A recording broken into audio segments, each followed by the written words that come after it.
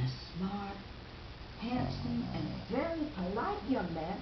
But, of course, he's going to show his best side to me so that I won't stand in the way of his court.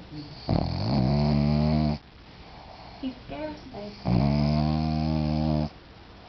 If you're scared, go in your heart up to